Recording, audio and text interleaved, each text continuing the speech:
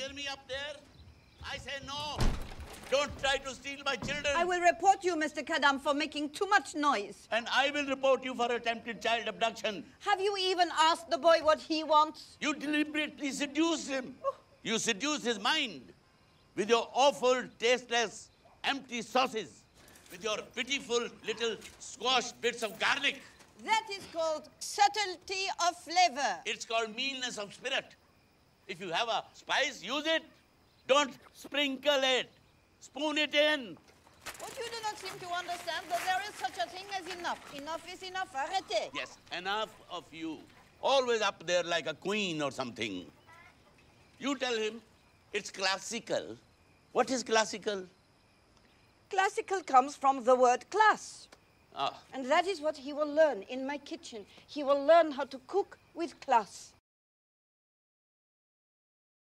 Welcome to Kermode Uncut. There's a new film opening in UK cinemas today, The 100-Foot Journey, starring Paris and Helen Mirren. Now, if you're a regular here at Kermode Uncut, you'll know that I have previous form with Helen Mirren. She once remonstrated with me for claiming that The Queen wasn't a real film. I ended up kneeling in front of her. But enough said about that. I thought this was a very good opportunity to give you my top 5 Helen Mirren movies. If you're an awards watcher, you'll know that she won the Oscar and the Golden Globe and the BAFTA for The Queen. She was nominated for things like Gosford Park and Mads of King George. None of those are in my list, so here is my very personal top 5 Helen Mirren movies.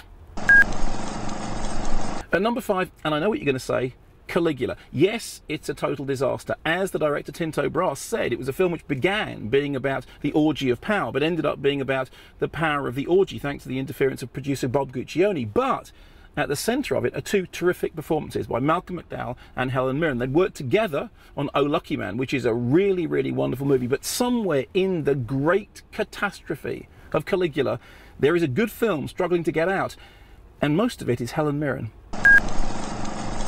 At number 4, from completely the other end of the spectrum, Calendar Girls, based on the true story of the Women's Institute members who decided to raise money for a cancer ward by making a rather racy calendar. The interesting thing about that film is I think a lot of people thought perhaps it was going to be a bit twee, a bit saccharine. Actually, it's very funny, but more importantly, it's very moving. At number 3, a film I would love you all to have seen, but there's a good chance that some of you won't. Savage Messiah, Ken Russell's biopic of sculptor Henri Gaudier-Brescia. It's a supporting role for Helen Mirren, but a wonderful supporting role. And I put it in here because that film is one of Ken Russell's real passion projects. It's one of the films that he loved the most in his career. Strangely enough, it never got properly distributed, but it's a real masterpiece and up there with Russell's finest works. At number 2 in my list of top 5 Helen Mirren movies, a film which really set the cat among the pigeons. Peter Greenaway's The Cook, the Thief, His Wife and Her Lover. Helen Mirren stars as the titular wife, married to Michael Gambon, an extraordinarily vile creation who has aspirations towards being a gourmand. It's a really, really interesting film. One of the things I like about it most is that it took the idea of cannibalism out of the video nasty department and put it in the art house, where it managed to offend almost everybody. Good for it.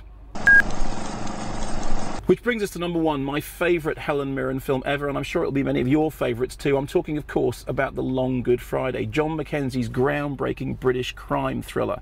At the centre of it is Bob Hoskins as Harold Shan, but the real power behind the throne is Victoria, wonderfully portrayed by Helen Mirren. When that film was first made, it looked like it was going to end up going straight to TV, but it was saved from that fate by George Harrison's Handmade Films. The rest is history.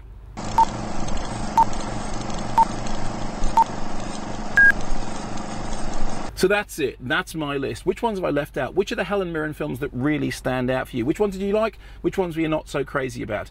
And remember, if you say that The Queen isn't a real film, she will find you and she will kill you.